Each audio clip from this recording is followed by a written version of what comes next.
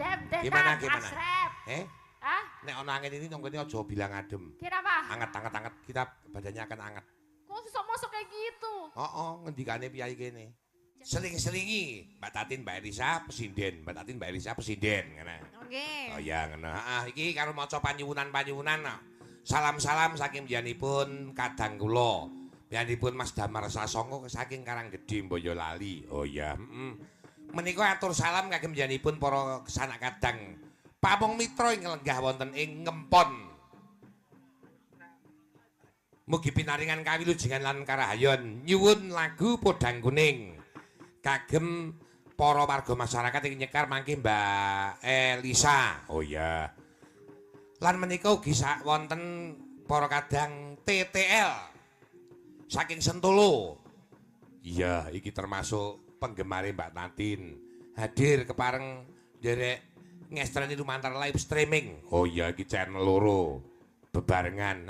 Channel ki Jumbuh channel lan TVS Wayang. Oh iya, iki channel loro. Matur nuwun. Iki mengko Mbak Tatin diaturi ngaturke lali janjine. Oh iya.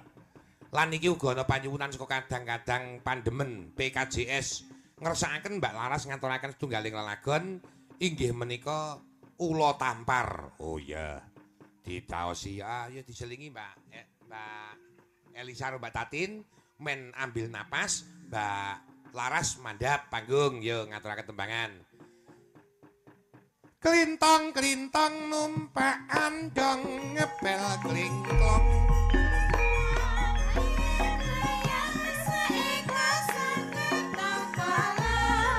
Bolong.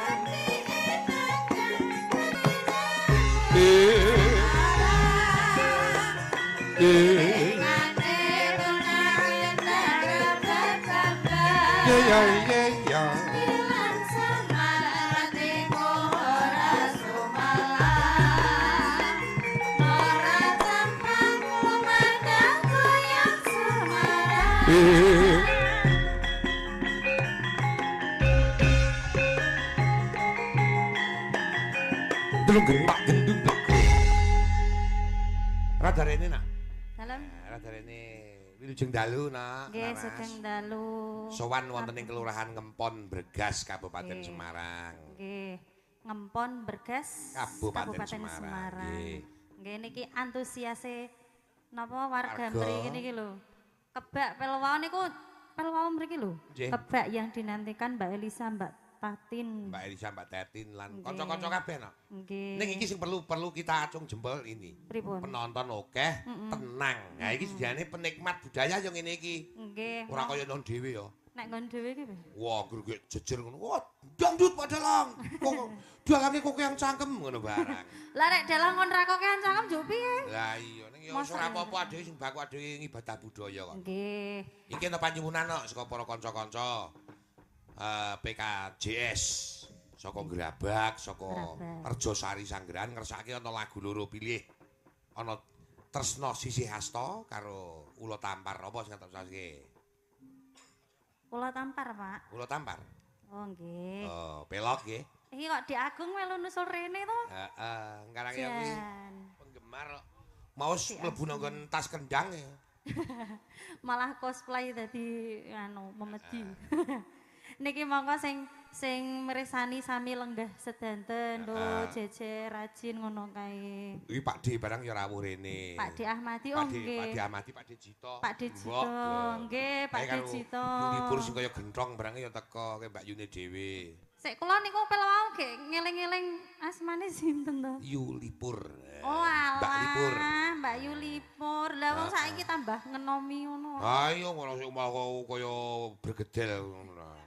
Kok bergedel kok sekata-kata. Nggih niki pun pinangane Ula Tampar nggih. Ula Tampar. Nggih, mangga. Mbah Sis ra diseru niki kupinge wong anu Mbah. Mbah. Dudukane rada seru Mbah. Nek tugel sing tak tukokke Mbah. Nek tugel mboten napa-napa. Tuku meneh padake wong tipis. Alah ora semangka ngono. Nek bola-bali tuku malah mesake sinden royogane. Piye? Bener Mbak Tatin karo Mbak Elisa mau. Piye? Guntinge landhep kok. Lah malah mesake lho. Medhek sari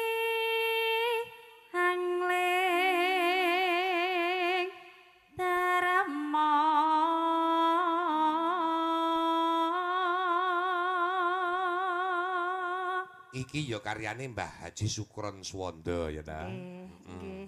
Niki jane enten karyane Mbah Haji Sukron Suwanda sing dereng anu. Apa no?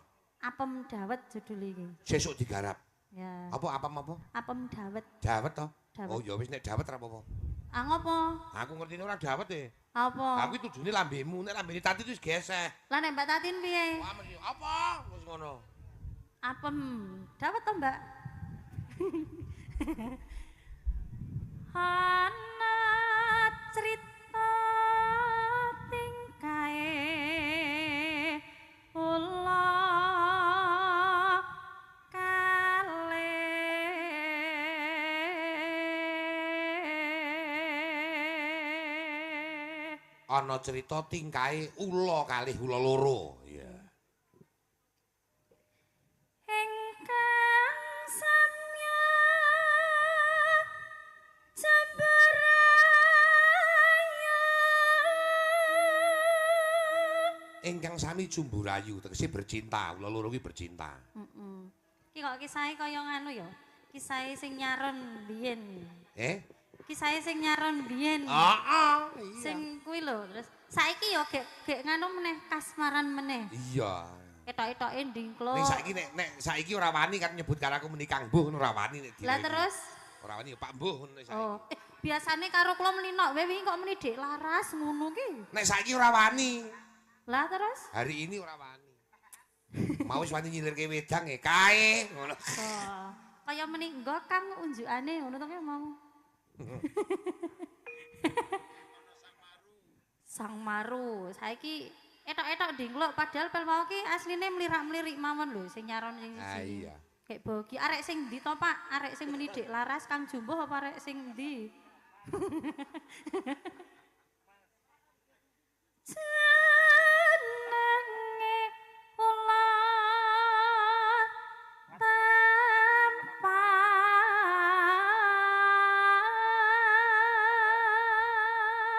Jenenge ula tampar. wani gonjak garwane sang maha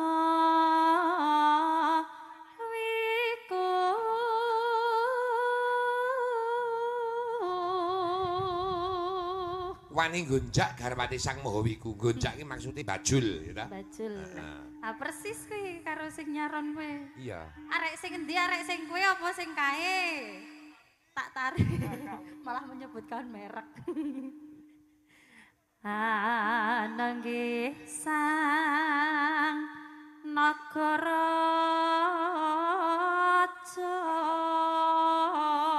Ya.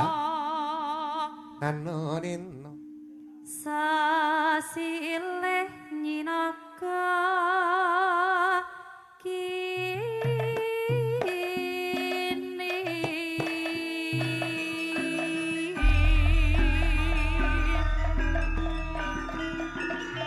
jarame jen-jen kagajatan jiwa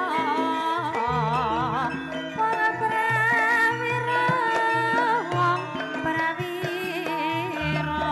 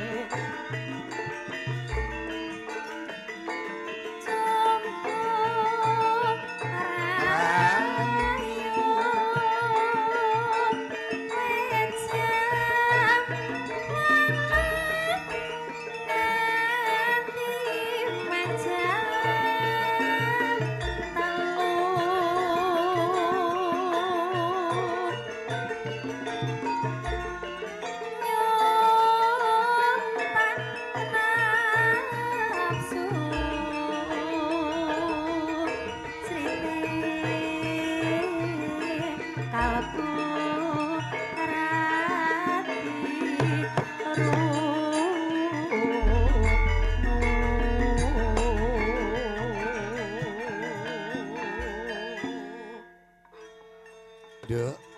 Salam. Iki ya tak caoski karo Pak Nur Suroso saka Ngratan. Oh, Ngratan. Oh, nggih niki kagem Pak Suryono. Baru Iya, Baru Klinting. Klinting niki nggih tindak mriki. Ya, matur sembah nuwun. Iki piyambake ya padha pandemen budaya Jawa no. Nggih. Iki mau tembangane piye? Cumbu rayu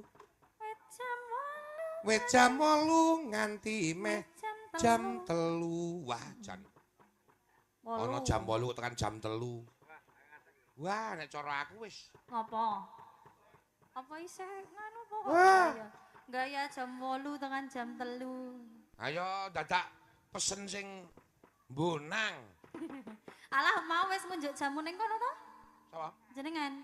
Wis. Wis Mbah Ratno barang ki mau wis Mbah Sis barang ki kok ngunjuk jamu barang ki nggih napa Mbah? Lagi ngajar Mbah Wedok.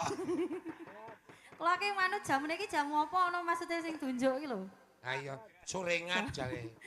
Seringat ki apa? Ayo nek wis sore jengat. Nek Pak Bambung ki ora. Apa? Jamu asam urat karo kolesterol. Kelemon. Ya. Kenangan si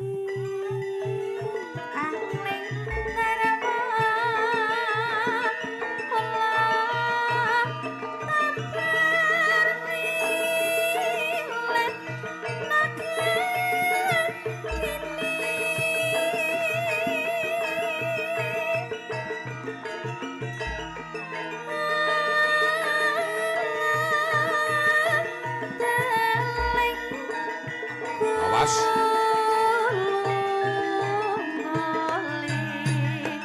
Yo.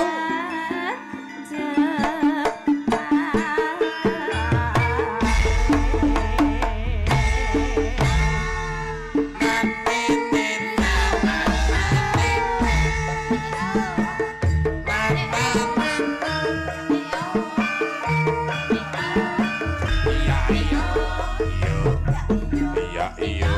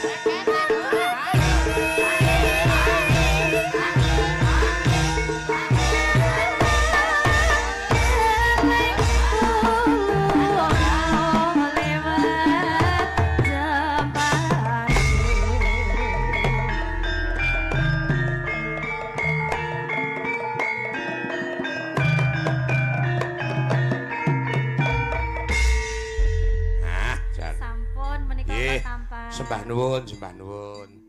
Nah, iki kembali kepada Mbak Elisa Orcaro Salaso.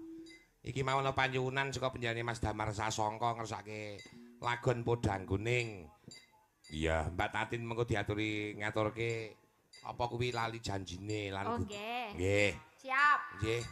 Monggo Mbak dipun aturaken. Ya, langsung aja apa Nggih. pakai bawa? Ya pakai bawa dong. Oh ya, Nggih. oke.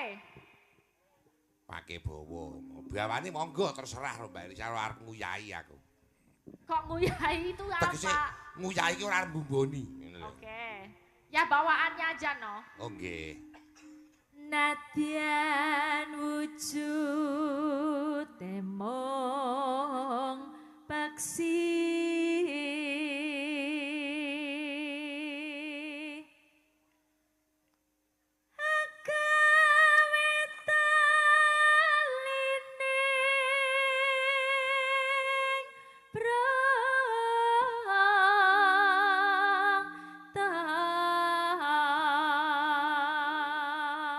Nggih.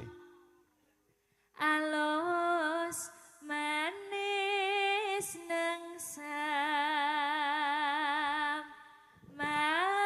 samake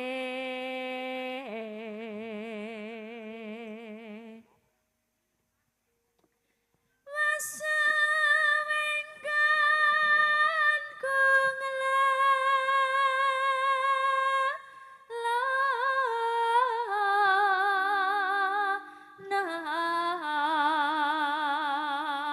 golek isi podang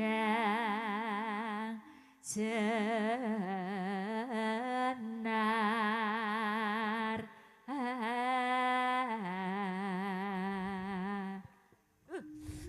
Adem, Gimana, tenan, gimana? asrep.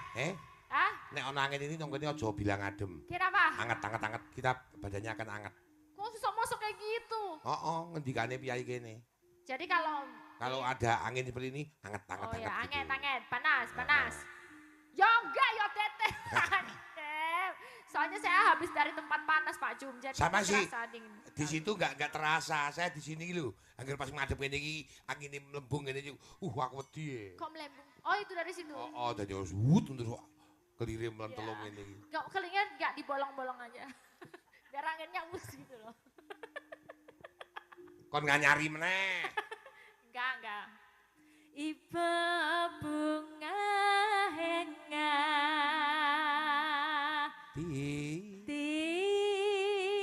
tiku nyandeng bisa dadi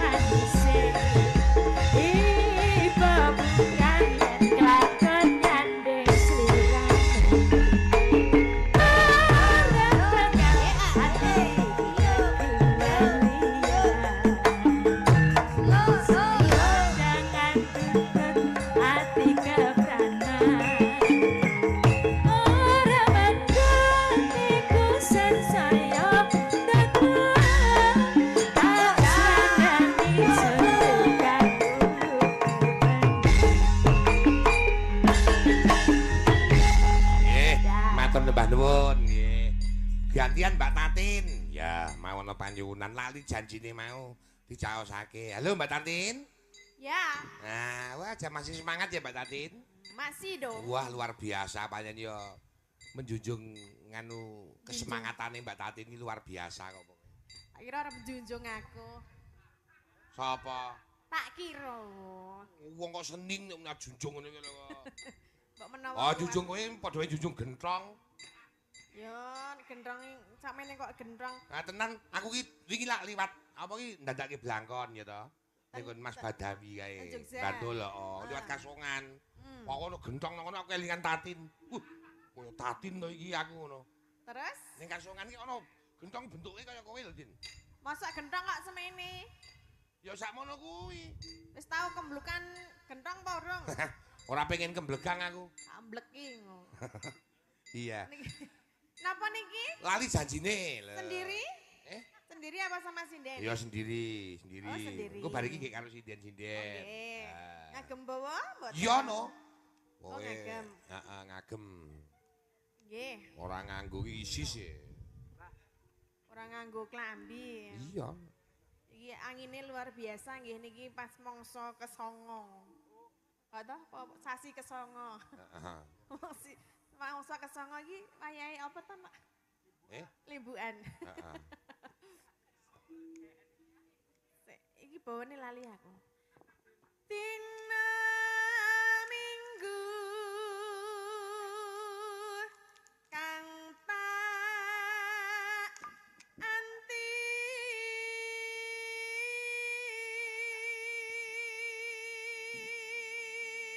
Hari Minggu yang kutunggu-tunggu. Ngono kuwi nyambut gawe.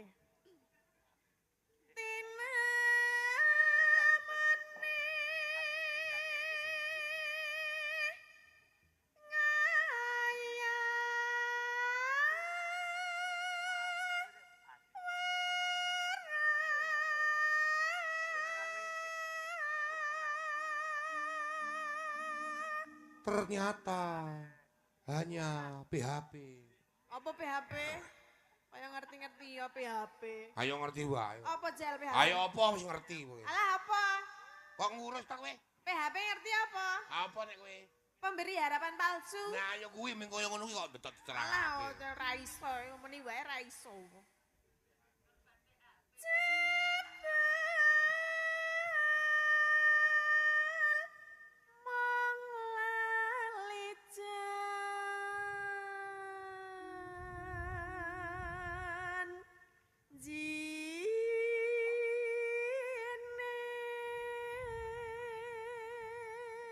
Ternyata hanya lupa janjinya. Ternyata hanya lupa janjinya.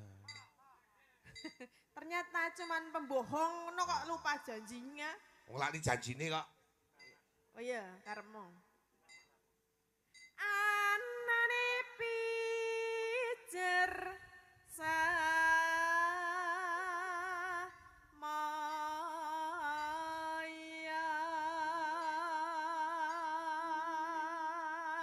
Adanya selalu semoyo. Semoyo iki apa bahasa Indonesia nih? Apa bingunge? Semoyo iki Apa? anu, apa jenenge?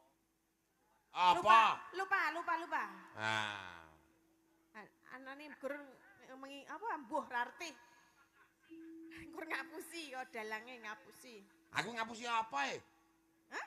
Aku ki ngapusi apa? Ngapusi Nok sesuk nang kene semene, bulane mak plekenyik ngono. Plekenyik dengkulmu amoh ki. Nek saiki ora, saiki. Arek iki apa anane iki lho. Saiki sip.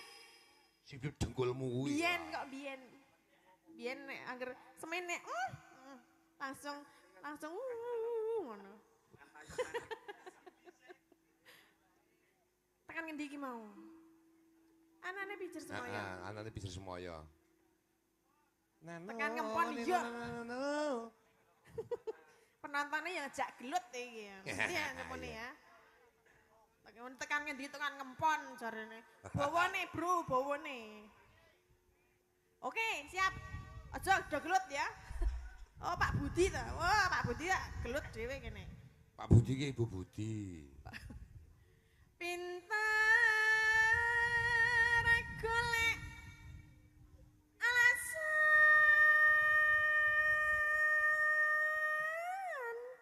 Pandai sekali mencari alasan.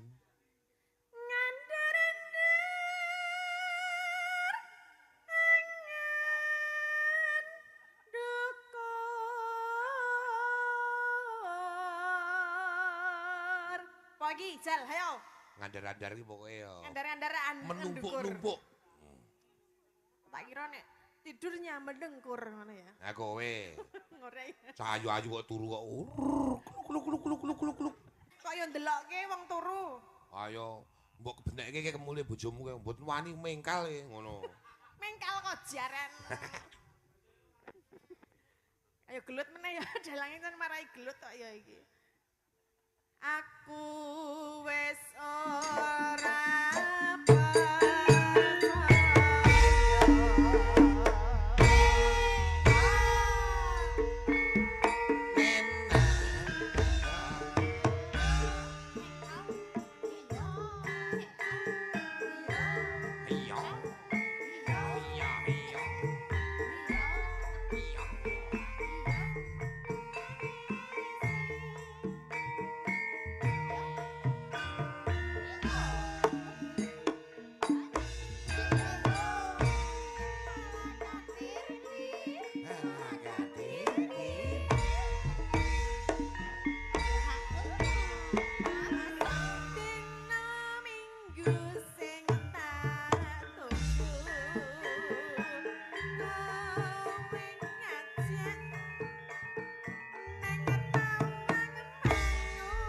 Risi-risi penak. Pena-pena risi lingsir serengenge.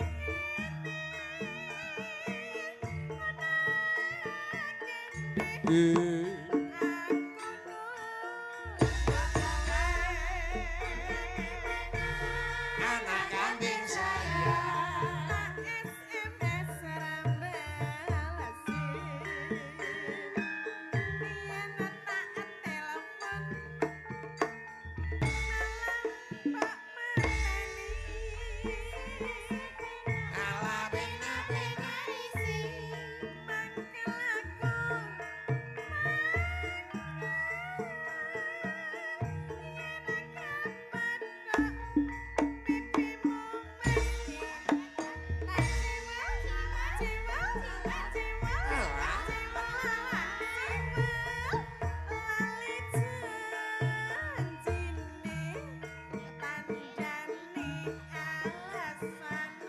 Oh,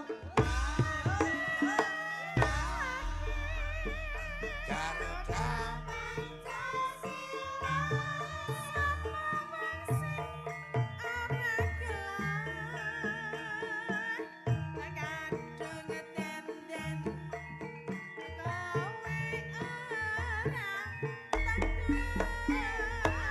Hae hae.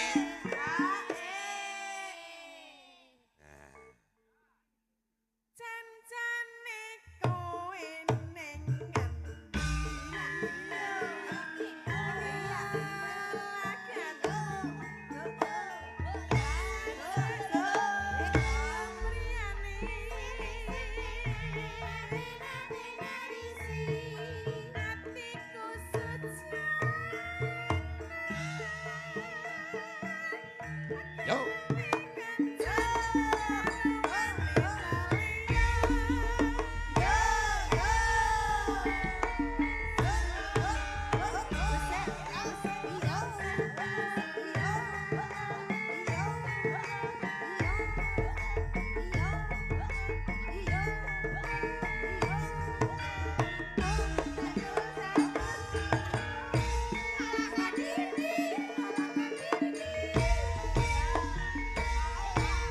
So.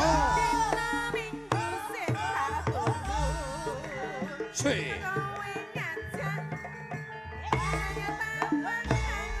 Risi-risi penak.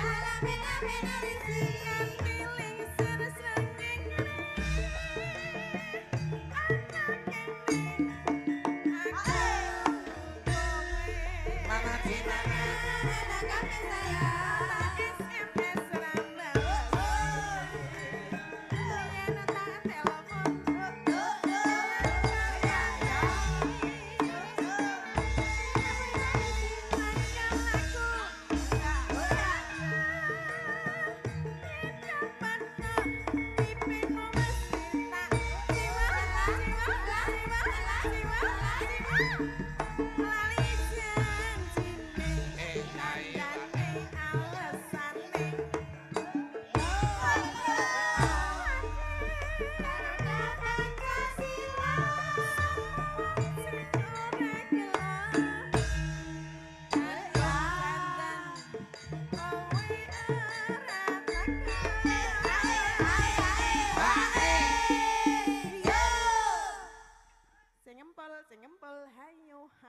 Ngapa? Minjal-minjal. Iya. Ngempol iki ya ngempol rasa ngematne aku ya. Anggaran nyamati kowe iki kaya pencu kempul. Maksud lah. Maksudnya kaya pencu suang wis to nek ora gelem kumpul. Mau wis gentong saiki apa meneh? Ngono kok ora gelem padu, ora gelem diunek-unekke. Payen aku ki nek karo kowe nek ora padu mah gelo kok. Entar ya ora ono kualat-kualate ya nek nang panggung ya. Iya. Nek nang isor panggung ya iso dadi jambu mete. Gak, dasi lo ngisor ya jambu. Lah ya aku lho maksudnya. Heeh. Cancane kowe ning ngendi? Lagat yo.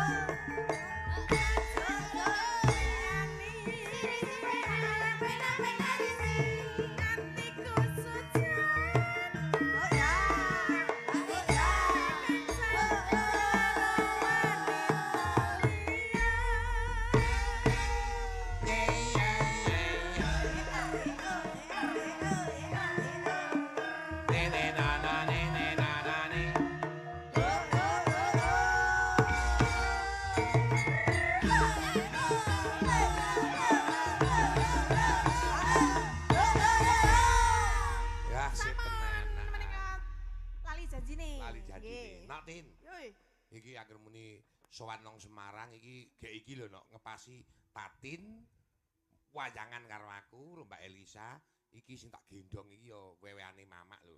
Menapa? Ora main iki Kris iki. Lho. Kene balekke. Balekke ndokmu kuwi. Lah kuwi sing marai laras mesti mergo saka dungane mbokku kok to.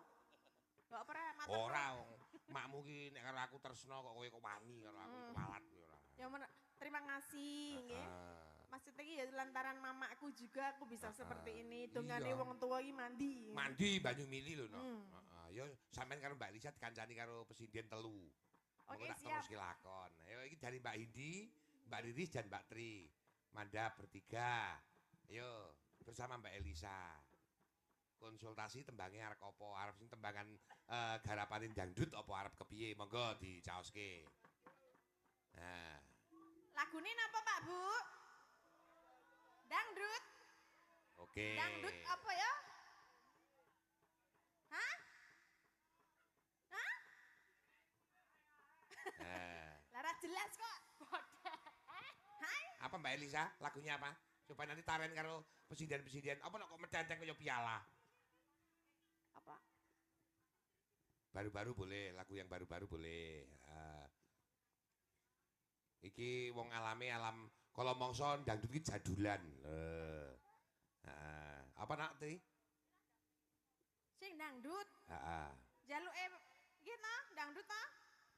Dangdut lawas pun dangdut baru. Baru. Ya. Dicaoske karo Mas nganu, Mas Ferry. Persiapan? Anu merah jambu. Cintaku hanya kamu. Oke. Cintaku